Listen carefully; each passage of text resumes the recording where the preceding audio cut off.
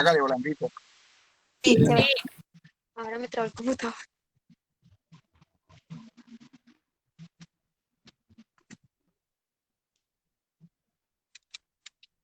Ya, bueno. El día de hoy les voy a exponer lo que es enfermedad tromboembólica venosa. Este es el contenido para cuando les pase diapositivas, pues puedan revisar el orden o cómo lo distribuí. Empezamos con la introducción de este tema. El término enfermedad tromboembólica venosa engloba varios procesos patológicos entre los que se destacan la trombosis venosa, la embolia de pulmón, la hipertensión pulmonar tromboembólica crónica y el síndrome posttrombótico. La trombosis venosa es la presencia de un trombo dentro de una vena acompañado de una variable respuesta inflamatoria, y la embolia pulmonar supone la generación de un trombo en el interior de una vena y su ulterior embolización en el territorio arterial pulmonar, obstruyéndolo total o parcialmente. En cuanto a la patogenia de la enfermedad tromboembólica venosa, los trombos venosos son depósitos intravasculares, son compuestos predominantemente de fibrina y de hematíes, con un contenido variable de plaquetas y leucocitos. La formación, el crecimiento y la disolución de los trombos venosos y de los émbolos pulmonares pues refleja el balance entre los efectos del estímulo trombogénico, que son factores favorecedores, y una serie de mecanismos protectores. Entonces, dentro de la patogenia vamos a ver tres factores: los factores favorecedores, los factores protectores y los factores de riesgo clínicos en el anciano. Entonces, el primero de ellos es los factores favorecedores. El aumento de la activación de la coagulación sanguínea in vivo que ocurre en el anciano sano. También está el estasis venoso, que supone muchas situaciones clínicas como inmovilidad, obstrucción venosa, aumento de la presión venosa, aumento de la viscosidad sanguínea, dilatación venosa y arritmias auriculares. También tenemos las lesiones de la pared vascular que disponen a la enfermedad tromboembólica venosa en los traumatismos de los miembros inferiores y en la cirugía de cadera y rodilla. En los factores protectores tenemos los mecanismos protectores de endotelio vascular. Aquí el endotelio vascular no es trombogénico para la sangre que fluye sobre él, ya que importantes moduladores de la actividad de la trombina están localizados en la superficie luminal del endotelio. Aquí desconocemos si estos factores dependientes del endotelio están lo suficientemente alterados por el envejecimiento como para ser de importancia clínica en la tendencia trombótica del anciano. Como segundo punto, en estos factores protectores tenemos los inhibidores de la coagulación sanguínea. Aquí las proteínas plasmáticas moduladoras de la activación de la coagulación sanguínea son la antitrombina 3, la proteína C, la proteína S. La frecuencia de anomalías hereditarias de dichas proteínas en adultos es inferior al 10%. Entre los descritos pues se van a destacar la deficiencia congénita de antitrombina 3, el déficit de cofactor 2 de la heparina, el déficit de proteína C, el factor 4, Leiden, y deficiencia de la proteína ¿Factor E. 4 o 5 de Leiden? Perdón, sí, 5. Ajá. Y deficiencia de la proteína S. En el proceso de envejecimiento se han descrito alteraciones de la activación de la proteína C, así como también variaciones en su concentración. Y ya por último tenemos el sistema fibrinolítico que permite la conversión de plasminógeno en plasmina por rotura proteolítica mediada por los activadores de plasminógeno.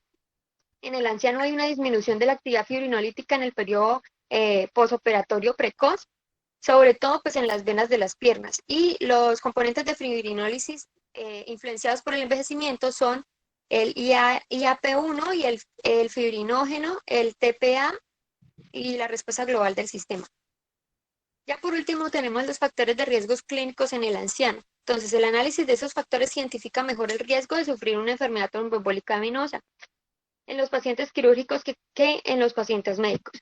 La edad avanzada es el más importante, la edad avanzada es el antecedente pues más importante, porque hay crecimiento exponencial de la incidencia de la enfermedad tromboembólica venosa en los mayores de 50 años, o sea, en los ancianos. El antecedente de esta enfermedad duplica o triplica el riesgo de un nuevo episodio, aún en ausencia de otros factores. Aquí la inmovilidad predispone a la enfermedad tromboembólica venosa, disminuyendo el riesgo tromboembólico con la cronicidad de la misma. Cuando la movilidad es el único factor de riesgo, pues la complicación embólica es menos frecuente. La inmovilidad, la cirugía es uno de los factores de riesgo mejor determinados. Se va a considerar de alto riesgo la cirugía, lo que son la cirugía abdominal mayor, la general, vascular, urológica y ginecológica, también la cirugía coronaria, la ortopédica, la de cadera, la de rodilla, la neurocirugía y las de politrauma. Son de bajo riesgo las intervenciones menores, breves y no complicadas, tales como la resección transuretal de la próstata, las intervenciones ginecológicas por vía vaginal y las artroscópicas de la rodilla. Otras entidades clínicas consideradas factores de riesgos para la enfermedad tromboembólica venosa son el cáncer, sobre todo si hay metástasis o recibe quimioterapia ya el paciente, los traumatismos con o sin fracturas, la insuficiencia cardíaca congestiva, el infarto agudo de miocardio, los accidentes cerebrovasculares, la sepsis, hipotiroidismo, la enfermedad inflamatoria intestinal, fibrilación auricular en pacientes con ictus y los estados catatónicos, entre otros. En esta tablita pues vamos a ver... ¿aló? En esta tabla vamos a ver los estados de hipercoagulabilidad heredados y adquiridos. Entre hereditarios tenemos frecuentes mutación de estos genes, el G110, perdón, 1691A, el gen 2021A, homocigotos también para otro gen que es el C677T. Los raros, tenemos hereditarios raros, trombina, deficiencia de la proteína C y deficiencia de la proteína S. Y muy raros, disfibrogenia, homocigóticos para la homocistinuria. Tenemos los adquiridos como la cirugía y traumatismos, inmovilización prolongada, edad avanzada, como ya mencioné antes, el cáncer, enfermedades proliferativas, trombosis previas, embarazo y puerperio, utilización de anticonceptivos hormonales o terapia hormonal sustitutiva, resistencia a la proteína C activada que no depende de alteraciones del factor 5, anticuerpos antifosfolípido y la hiperhomocisteinemia leve moderada. También fármacos pues como es la heparina. En el anciano con enfermedad tromboembólica venosa idiopático, en aquellos con sospecha de hipercoagulabilidad por alteración congénita, se debe hacer un estudio de trombofilia que incluya al menos el factor 5 Leiden, los anticuerpos antifosfolípidos y la hiperhomocisteinemia. La búsqueda exhaustiva de una neoplasia oculta posiblemente no está justificada, ya que suele encontrarse en un estadio tan avanzado en el que el tratamiento no va a influir en el pronóstico. En el momento óptimo de hacer el estudio, a los 6 meses del evento trombótico, es cuando decidimos sobre la continuación del tratamiento anticoagulante. Entonces, aquí en esta tabla yo la coloqué porque es para la sospecha de hipercoagulabilidad por alteración congénita. Entonces, lo que se debe tener en cuenta son los antecedentes familiares de tromboembolismo de causa desconocida, 2 o más trombosis recurrentes bien documentadas, ausencia de enfermedad sistémica predisponente, falta de respuesta al tratamiento convencional o recurrencia precoz una vez ya lo ha finalizado, trombosis en localizaciones múltiples o inusuales, y las formas graves que son la flegmasia cerulea dolens, que ya más adelante la menciono. Bueno, como tercer punto tenemos la epidemiología de la enfermedad tromboembólica venosa. La incidencia tanto de la trombosis venosa profunda como de la embolia pulmonar en pacientes hospitalizados es muy alta. El Worcester DBT Study indica para el ámbito hospitalario pues una incidencia media anual para esta enfermedad de 48, de la trombosis venosa profunda de 48 por cada 100.000 pacientes, y para la embolia pulmonar con o sin trombosis venosa profunda de 23 por cada 100.000. La mortalidad hospitalaria global por tromboembólisis venosa es del 12% y tras el alta del 19, 25 y 30% al año, a los 2 y a los 3 años respectivamente. A pesar de los avances en la prevención y el diagnóstico de la enfermedad tromboembólica venosa, su incidencia permanece constante en el 1 de cada 1.000. Desde 1980, pues no ha variado este número. La incidencia de la trombosis venosa profunda en unidades de larga estancia es por cada 15, 100 ancianos al año, siendo la embolia pulmonar la causa de 4 al 8% de las muertes de los ancianos institucionalizados. Bueno, en cuanto a la historia natural de la enfermedad tromboembólica venosa, la localización anatómica más frecuente de esta enfermedad es la región sural. La trombosis venosa profunda es distal, le siguen en frecuencia la femoropoplitea y la iliocava, que es la trombosis venosa profunda proximal. El 50% de los pacientes con trombosis venosa profunda sufren una embolia pulmonar clínicamente silente. La embolia pulmonar es más frecuente y de mayor compromiso hemodinámico cuando hay una trombosis venosa profunda proximal. El 70% de los pacientes con embolia pulmonar sintomática tienen una trombosis venosa profunda coexistente, generalmente extensa y con afección en venas proximales. El 30% de las trombosis venosas profundas distales sufren lisis espontánea del coágulo. El 45% permanecen localizadas, posiblemente sin consecuencias clínicas, y un 25% progresan a venas mayores, convirtiéndose en una trombosis venosa profunda proximal. La mitad de las trombosis venosas profundas proximales no van a embolizar y evolucionan evolucionan a la curación, al síndrome postrombótico o a la trombosis venosa profunda recurrente.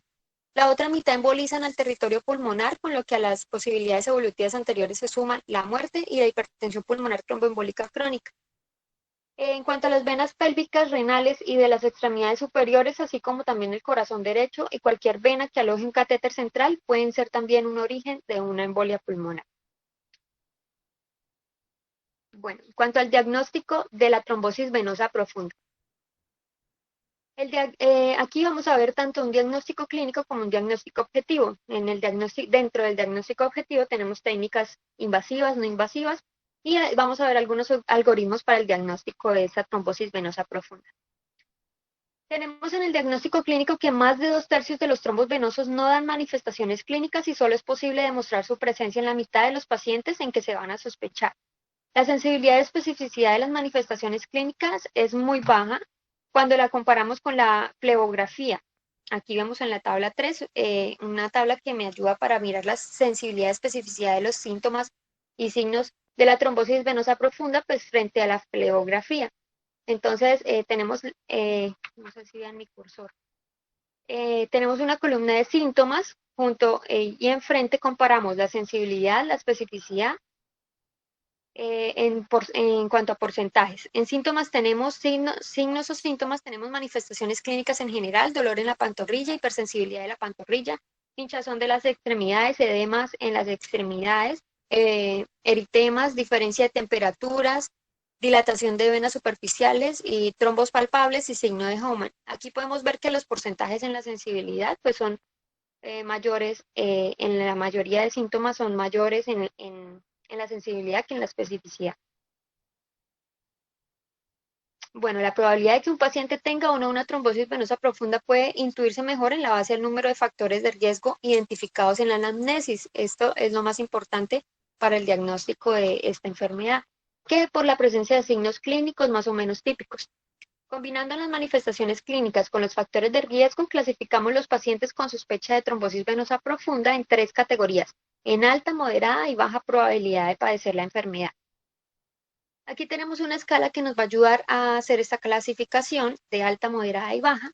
Me pareció muy práctico, es un método simplificado de predicción clínica de la trombosis venosa profunda. Entonces podemos ver las características clínicas y cada una pues tiene un punto. Depende de los puntos que se sumen, la alta probabilidad va a ser de 3 puntos, una moderada de 1 a 2 puntos y una baja donde no hay ninguna de estas características clínicas. Menciono algunas: el cáncer activo, la parálisis, paresia o reciente inmovilización de las extremidades inferiores, cuando hay hipersensibilidad localizada, edema de una extremidad, hinchazón en las rodillas, edemas en piernas sintomáticas, etc. En cuanto a síntomas, vamos a encontrar que el dolor es frecuente, es de curso y severidad variable. Basándose en el dolor se han descrito signos inespecíficos: dolor a la palpación de los trayectos venosos, dolor al balanceo y palpación de masa muscular de la pantorrilla, y el signo de Homan solo es presente en el 10% de los casos documentados. En cuanto al edema, cuando es unilateral y en ausencia de otra causa obvia, es el signo más fiable. La aparición de un edema malleolar unilateral en un enfermo encamado debe hacer sospechar una trombosis venosa profunda. Lo mismo que la persistencia de un edema unilateral en un paciente cardíaco con buena diuresis o la persistencia de un edema postraumático. En cuanto a la hipertermia cutánea y la circulación complementaria, es consecuencia del conflicto hidrodinámico creado por la trombosis en el sistema venoso profundo, aumentando la circulación y dilatándose las venas superficiales, especialmente las subcutáneas. La coloración del miembro afectado puede ser normal, puede ser pálido, puede ser cianótico o puede ser púrpura. La palpación de un cordón venoso duro o doloroso, pues es el trayecto vascular. En el trayecto vascular es un dato de valor cuando se logra palpar, cuando se logra encontrar. En esta tabla tenemos el diagnóstico diferencial de la trombosis venosa profunda, pues con cuáles otras patologías los podemos confundir o relacionar. Causas generales, podemos encontrar, confundirla, perdón, con un edema físico, con insuficiencia cardíaca congestiva, con cirrosis hepática, síndrome nefrótico o una hipoproteinemia. Con causas venosas tenemos la trombosis venosa profunda, insuficiencia venosa crónica, causas linfáticas, el linfedema, y entre otras afecciones tenemos las infecciosas como una celulitis o abscesos. Podemos sospechar de una isquemia severa, un síndrome compartimental o un edema por revascularización. También medicamentosas con hipotensores o los que consumen hormonas. Tumores como lipomas, sarcomas o cáncer óseo, un lipedema, anomalías vasculares, mixedema pretibial, fibrosis retroperitoneal y en las físicas tenemos un quiste de Baker, rotura de fibras musculares o una hemihipertrofia. Bueno, aquí esta era la que mencionaba antes, la flegmasia cerulea dolens. Se caracteriza por edema muy severo en todas las extremidades con intensa cianosis, pulsos atenuados y gangrena venosa. Es más frecuente en los ancianos y ante su presencia se debe buscar una causa subyacente de hipercoagulabilidad, como en carcinomas, anticuerpos anticardiolipina, trombocitopenia trombótica inducida por heparina. El diagnóstico diferencial de la trombosis venosa profunda pues ha de hacerse con otras causas de hinchazón o de dolor en las extremidades. La trombosis venosa superficial se acompaña de la trombosis venosa profunda en el 25% de los casos, o sea que es un porcentaje considerable, siendo la mitad de las veces proximal. Cuando coexisten ambas entidades, pues es frecuente una neoplasia de base. Entonces, vimos el diagnóstico clínico, ahora el diagnóstico objetivo. Dentro del diagnóstico objetivo tenemos las técnicas diagnósticas invasivas. Tenemos dentro de estas técnicas la flebografía radiológica ascendente, que es una prueba definitiva de diagnóstico, y la de referencia para validar las otras. La modalidad en supino con torniquetes es de elección en los ancianos. Permite visualizar todo el sistema venoso profundo de las extremidades inferiores, detectando tanto los trombos distales como los trombos proximales. El criterio diagnóstico principal pues es un defecto de relleno intraluminal presente en más de una proyección. En la imagen pues podemos ver un ejemplo de esta.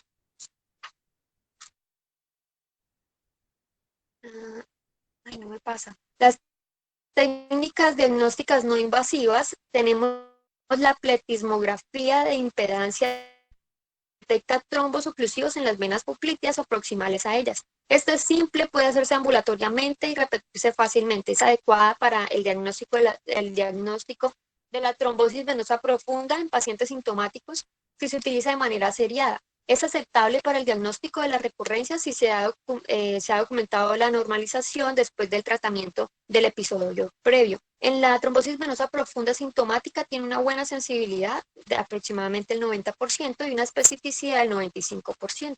O sea, que es muy buena. Las técnicas diagnósticas no invasivas también tenemos la ultrasonografía o el Doppler. Es sensible para el diagnóstico de la trombosis venosa profundas obstructivas, pero pierde sensibilidad en el diagnóstico de trombos no obstructivos proximales y en las trombosis venosas profundas limitadas a la pantorrilla. En general, pues la sensibilidad y especificidad para el diagnóstico de la trombosis venosa profunda proximal va a ser inferior al 90%. La ultrasonografía modo B en tiempo real ofrece una imagen bidimensional del sistema venoso. El signo más sensible es la imposibilidad de colapsar la vena cuando contiene un trombo. Eso es en la ultrasonografía de compresión. La adición del Doppler, duplex venoso, con o sin flujo en color, triplex venoso, o a esta ultrasonografía de modo B en tiempo real permite la exploración anatómica y funcional también de todo el sistema venoso profundo. En cuanto a los algoritmos para el diagnóstico de la trombosis venosa profunda, vamos a diferenciar tres grupos de pacientes. Los pacientes con síntomas de un primer episodio de trombosis venosa profunda, los pacientes con síntomas de recurrencia y los pacientes de alto riesgo asintomáticos. Los pacientes con síntomas de un primer episodio de trombosis venosa La prueba debe ser sensible y específica para detectar trombos proximales y si no es capaz de detectar los distales, debe identificar si se extienden a las venas proximales mediante exploraciones seriadas en los días siguientes. En cuanto al segundo grupo de pacientes que son con síntomas de recurrencia de una trombosis venosa, la mejor estrategia evaluada en este grupo es la utilización combinada de la pletismografía, el fibrinógeno radiactivo y la flebografía. La pletismografía aislada es útil pues si tenemos constancia de que la prueba se ha normalizado después del evento inicial. La ultrasonografía pone de manifiesto anomalías persistentes en el 40% de los casos durante un año de seguimiento. Por la complejidad de este diagnóstico de las recurrencias, pues utilizamos la combinación de pruebas. Pacientes de alto riesgo, que es el tercer grupo de pacientes asintomáticos, en este caso los trombos suelen ser pequeños, no van a ser obstructivos y distales. La flebografía sería el único método sensible pues, para detectar estos trombos, pero pues su utilización rutinaria con dicho fin es inaceptable. Aquí tenemos en estas imágenes algunos algoritmos que nos pueden ayudar al diagnóstico. En esta vemos el diagnóstico de un primer episodio de trombosis venosa profunda en pacientes sintomáticos. En cuanto a la sospecha clínica, la clasificamos en baja, moderada y alta, y ahí nos indica qué tipo, qué examen es el más adecuado a realizar. Las circunstancias clínicas que indican un diagnóstico más agresivo son la trombosis de la vena ilíaca, la dificultad para hacer las US seriadas, la mala reserva cardiopulmonar, US técnicamente inadecuada y posible falso positivo. En cuanto al diagnóstico de recurrencias, pacientes con trombosis venosa profunda previa y clínica que sugiere una recurrencia de trombosis venosa profunda. Aquí vamos a ver en la sospecha clínica, lo vamos a clasificar en normal, ultrasonografía de compresión o la pletismografía de impedancia. Vamos a verla cuando es normal y cuando es patológica. El sexto punto, vamos a ver ahora el diagnóstico de la embolia de pulmón. Ya vimos la trombosis venosa, ahora vamos con embolia pulmonar. Menos de un tercio de los pacientes que fallecen a causa de una embolia pulmonar pues son diagnosticados antes de la muerte y en los ancianos el número de diagnosticados es inferior al 10%. A partir de los resultados del estudio Prospective Investigation of Pulmonary Embolic Diagnosis o el PIOPED, se clarifica el proceso diagnóstico de la embolia de pulmón. En esta tablita podemos ver los parámetros que definen una mala reserva cardiopulmonar. Estos son el edema de pulmón, datos de fallo de ventrículo derecho, una hipotensión que corresponda a menos de 90 milímetros de mercurio, síncope, taquicardias, taquiarritmias agudas, también las presiones de oxígeno y dióxido de carbono. La metodología diagnóstica para la embolia pulmonar debe seguir los siguientes pasos. Entonces, primero, la sospecha clínica de su presencia, determinación clínica y biológica de la probabilidad de una embolia pulmonar, estimación objetiva de la probabilidad de embolia pulmonar mediante la gamografía pulmonar o la angiografía con TAC helicoidal, un estudio no invasivo del sistema venoso profundo de las extremidades inferiores, la confirmación mediante arteriografía de los casos que lo requieran y apoyos al diagnóstico mediante nuevas tecnologías. Bueno, en cuanto a la sospecha clínica de la embolia pulmonar, tenemos primero en los datos clínicos las características clínicas de la embolia de pulmón van a ser inespecíficas, sin embargo, pues puede sospecharse en presencia de disnea, dolor pleurítico, síncope, hemoptisis, taquipnea, etc. La sospecha es mayor si hay factores de riesgo, cuando no hay una explicación alternativa de los síntomas y cuando hay datos de insuficiencia cardíaca derecha. Combinando la sintomatología con los factores de riesgo, podemos clasificar a los pacientes con sospecha de embolia pulmonar en 3 categorías: alta, intermedia y baja probabilidad de una embolia. Lo podemos ver en esta tabla, la probabilidad clínica de embolia pulmonar. También es una escala donde cada síntoma, signo o factor de riesgo tiene una puntuación. Si es mayor a 6 es alta, si es de 2 a 6 es intermedia y si es menor a 1.5 es una baja probabilidad.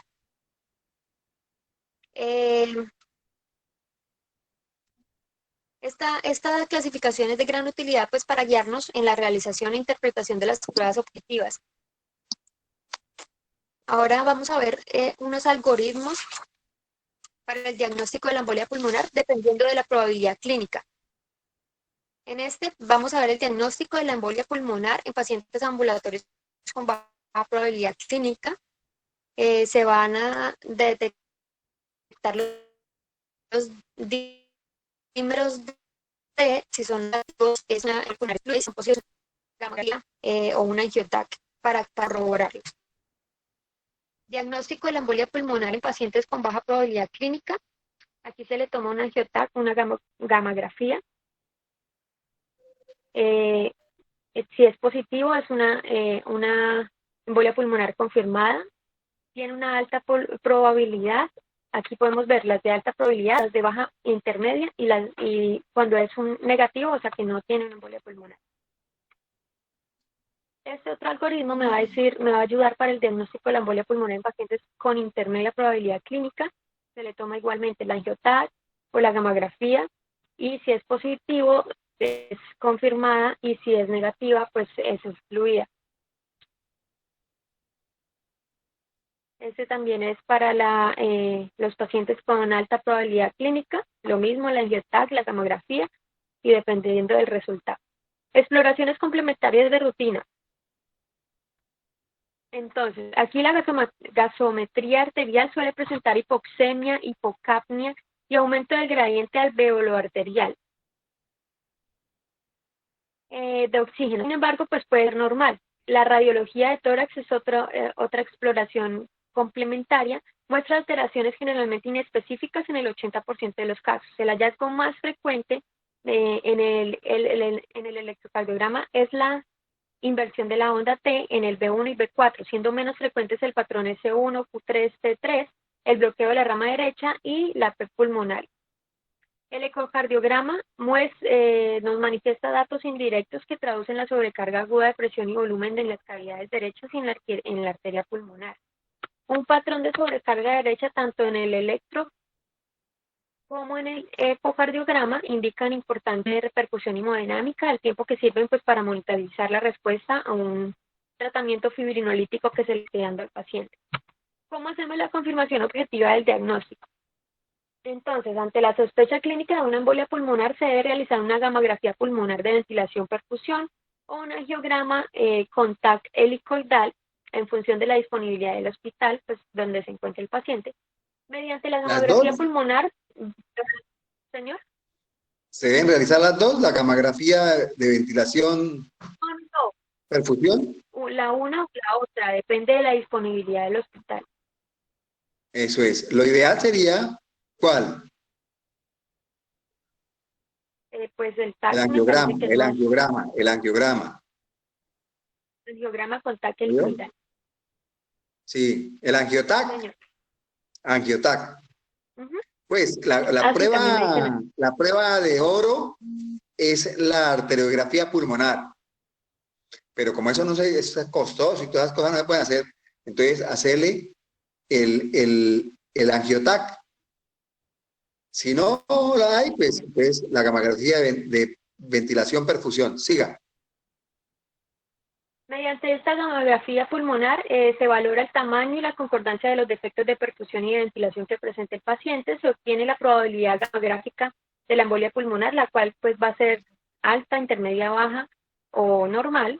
La alta probabilidad gamográfica predice una embolia pulmonar en un 90%, o sea, es bastante grande la probabilidad y se Vuelvo a acepta como escucharle un muy diagnóstico lejos, ya. muy lejos. Me pongo audífono. ¿Todos me escuchan así? De pronto es mi internet, doctor. ¿Me han estado escuchando mal? Ah, sí, porque aquí casi me fue la señal y no.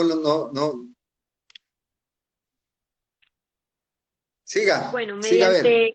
perdón, sí señor, estaba diciendo que es del 90% y pues ya se acepta como un diagnóstico definitivo.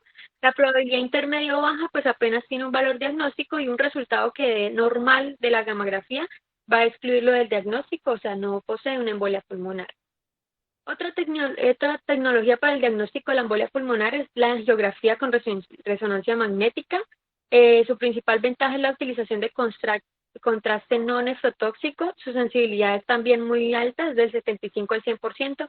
Su especificidad es del 95 al 100%. En cuanto al dímero D, su inclusión en el protocolo diagnóstico es muy útil, excepto en los pacientes que tienen neumonía, cáncer, hepatopatía o un posoperatorio, situaciones en las que también se encuentra elevado. Debe utilizarse una prueba de ELISA que tiene mayor sensibilidad que el látex. Una concentración inferior al punto de corte permite descartar la enfermedad con un valor predictivo negativo superior al 95%. La concentración media de este dímero D es mayor en los ancianos, porque hay muchos con pluripatologías y sin embolia pulmonar tengan niveles por encima de los 500. En cambio, su utilidad radica en descartar la embolia, la enfermedad tromboembólica venosa en pacientes ambulatorios con baja probabilidad clínica de una embolia pulmonar. La estrategia diagnóstica basada en la determinación de estos dímeros D permite evitar pruebas de imagen en pacientes con una sospecha clínica de embolia pulmonar baja o moderada. Bueno, en este punto vamos a ver la profilaxis primaria de la trombosis venosa. Aquí, dependiendo de las características del paciente y de su situación clínica, se han definido diferentes grados de riesgo tromboembólico, moderado, alto y muy bajo, para los que han sido evaluados diferentes pautas para la profilaxis primaria. Entonces, la profilaxis tromboembólica, tanto en pacientes quirúrgicos como médicos, debe hacerse en el medio hospitalario y en el extrahospitalario y durar hasta que desaparezca todo este riesgo trombótico, generalmente hasta la movilización activa del paciente, hasta que ya pueda caminar o moverse normalmente. Nunca debe ser inferior a un mes en cirugía de alto riesgo. Bueno, en esta tabla tenemos la estratificación del riesgo de enfermedad tromboembólica venosa en el anciano y la modalidad de profilaxis. Entonces, tomamos el riesgo bajo, que las características que lo definen, nunca en el anciano enfermo y no va a haber ninguna modalidad de profilaxis. En cambio, en el moderado alto y muy alto sí ya tenemos varias modalidades. Aquí entre ellas pues vemos la heparina de bajo peso molecular, etc. Entonces, algunas de las características van a ser cirugías, tanto generales, ortopédicas, politraumas, ACVs, lesiones medulares. Bueno, luego analizan la tabla mejor. Confirmación objetiva del diagnóstico. Entonces, para confirmar la embolia pulmonar, debe realizarse una gamografía pulmonar. Ay, perdón, esto ya la repetí. El tratamiento de la enfermedad tromboembólica venosa. Adecuadamente diagnosticada y tratada, no va a ser letal, las recurrencias son poco frecuentes y el pronóstico viene determinado por la enfermedad subyacente.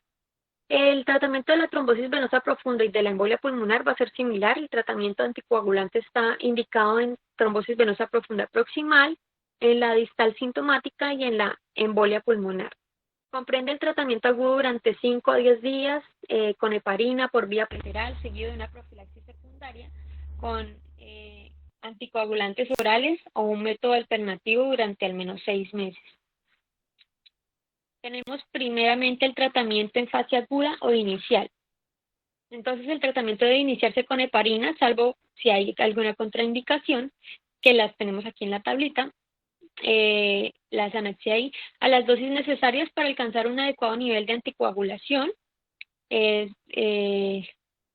Lo ideal es alcanzarlo de 1.5 a 2.5 veces del valor del control en las primeras 24 horas. La heparina puede administrarse por vía endovenosa, preferiblemente en infusión continua o por vías subcutáneas.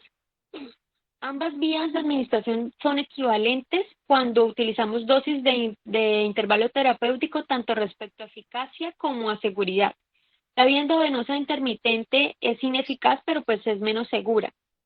En cualquier caso, es necesario iniciar la anticoagulación con un bolo endovenoso de 8 unidades por kilogramo de heparina no fraccionada y la pauta corta de heparina durante 4 a 5 días, iniciando el solapamiento con los anticoagulantes orales desde los primeros días en el proceder de elección, ya que reduce la estancia hospitalaria y el riesgo de una trombocitopenia.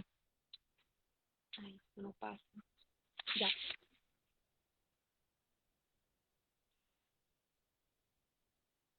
Bueno, las principales complicaciones del tratamiento con heparina son la hemorragia, la trombocitopenia inducida por heparina y la osteoporosis. En esta tabla podemos describir el protocolo de anticoagulación de la heparina no fraccionada ante la sospecha de enfermedad y ante una trombosis, tromboembólisis venosa confirmada. Aquí están las diferentes cantidades que se debe suministrar según sea el caso. El tratamiento inicial de la trombosis venosa profunda y de la embolia pulmonar, pues no es masiva con heparinas de bajo peso Esta es para la molecular heparina por vía no subcutánea en fraccionada, ¿no? dosis fijas determinadas por el peso del paciente y sin control de coagulación. Es es tan eficaz e incluso más segura que la heparina no fraccionada. En esta tabla podemos ver el resumen del protocolo de anticoagulación de heparina de bajo peso molecular, también ante la sospecha de la enfermedad y de la tromboembólisis confirmada. En cuanto al tratamiento extrahospitalario, que hace parte de la profilaxis de la trombosis venosa profunda, entonces aquí es una realidad desde que disponemos de la heparina de bajo peso molecular, desde que existe la heparina de bajo peso molecular. Entonces, se ofrecen dos modalidades, el tratamiento mixto hospital-domicilio con una estancia hospitalaria corta y lo continúan en su casa, o sin ingreso hospitalario, en el hospital solo se confirma el diagnóstico y lo mandan para la casa. No puede ser aplicado de forma universal pues a todas las trombosis venosas profundas, solo el 50% son subsidiarias de tratamiento domiciliario con heparina de bajo peso molecular. En esta tabla se va a resumir los criterios de exclusión para esta modalidad terapéutica y en la tabla anterior pues también tomamos en cuenta el protocolo de anticoagulación de la heparina de bajo peso molecular. Entonces, ¿cuáles serían algunos de los criterios? Falta de aceptación por el paciente, que es la más importante, falta de colaboración del paciente de la familia, falta de confirmación diagnóstica de no estén seguros del diagnóstico de trombosis venosa profunda, antecedentes de 2 o más trombosis venosas profundas o una embolia pulmonar en los últimos 2 años, si hay una embolia pulmonar sintomática concomitante, si hay una hemorragia activa o riesgo hemorrágico importante, inaccesibilidad geográfica, si hay necesidad de ingreso por enfermedades concomitantes a una trombosis venosa profunda muy sintomática, que es la flegmasia cerúlea o alba. Bueno, en cuanto al tratamiento a largo plazo, profilaxis secundaria. Una vez que reciben la dosis adecuada de heparina durante 4 o 5 días, deben continuar con un tratamiento de anticoagulantes orales los pacientes. Se debe mantener un INR entre 2 y 3, a excepción del síndrome antifosfolípido primario, que pues tiene un IRN mayor de 23. Que tiene un INR mayor. Los ancianos toleran bien la pauta de moderada intensidad de anticoagulación oral, pero siempre manteniendo un control y seguimiento exhaustivo. Cuando hay ausencia de datos definitivos, los pacientes con una enfermedad tromboembólica venosa deben recibir tratamiento anticoagulante oral durante al menos unos 6 meses. Hay unas pautas de menor duración que podrían ser suficientes en pacientes con un primer episodio de trombosis venosa profunda, con factores de riesgo reversibles o cuando el riesgo hemorrágico es alto.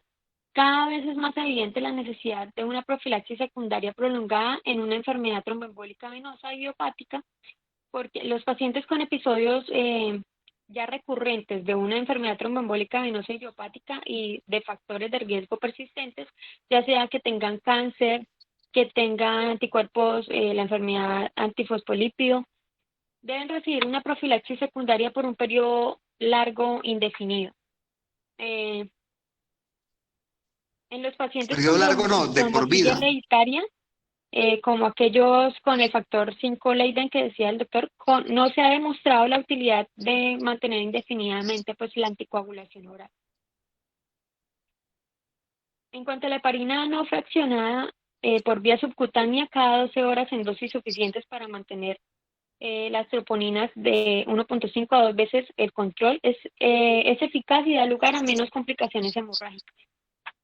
La heparina de bajo peso molecular por vía subcutánea en dosis fijas cada 24 horas también son eficaces para evitar la recurrencia de la trombosis venosa profunda sin muchos efectos secundarios.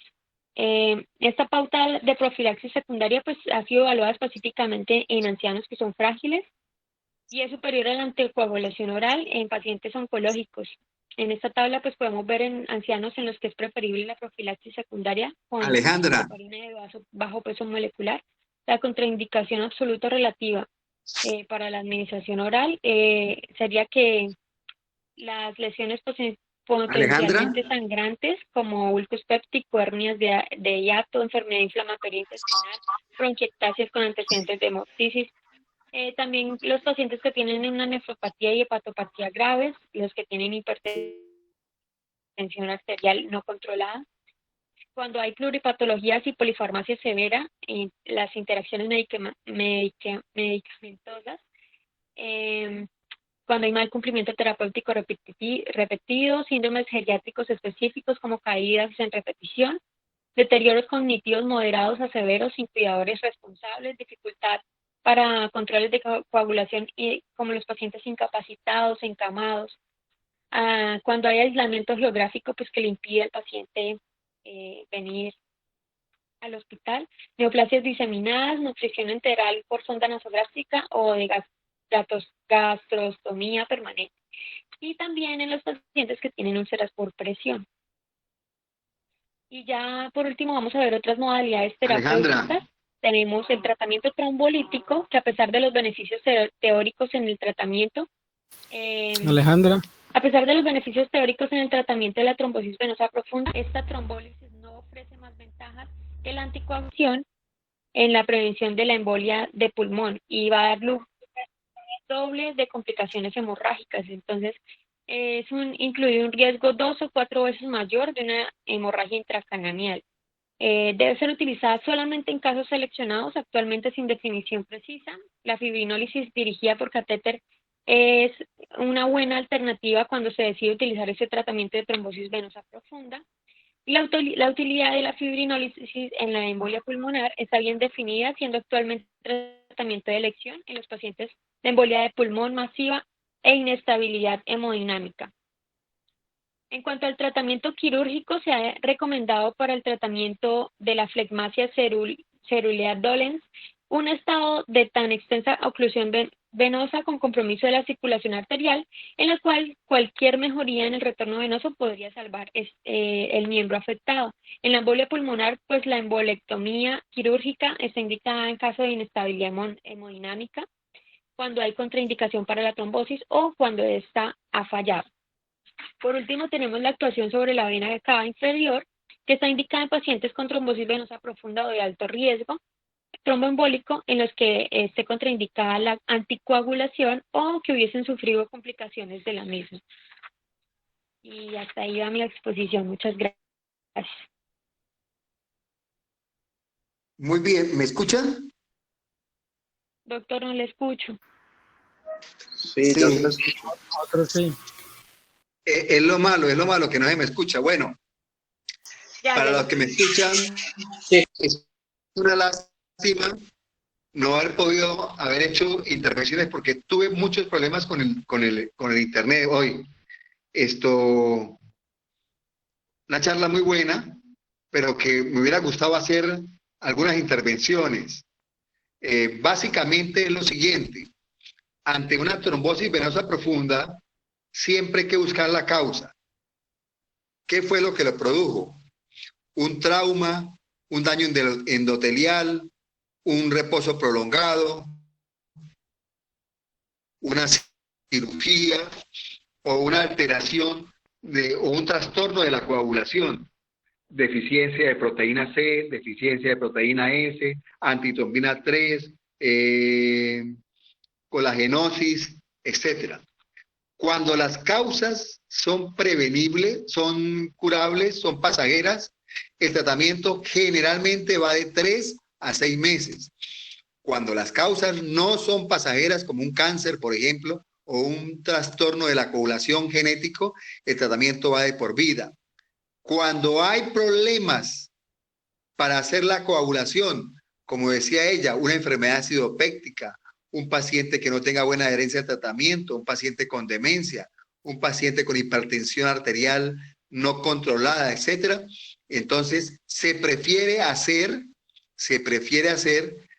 tratamiento profiláctico con 40 a 60 miligramos de heparina día subcutánea.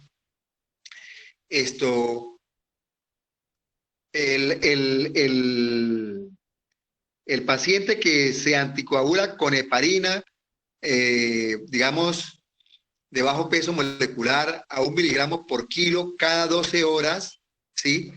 Ese paciente se le inicia en el hospital o en la clínica y luego se pasa a anticoagulantes orales, sea warfarina o los nuevos anticoagulantes orales, el Pradaxa, Apisaban, etcétera. Siempre los nuevos anticoagulantes orales tienen una ventaja, pues que no hay que hacer controles y tienen de pronto un riesgo menor, un poquito menor de sangrado.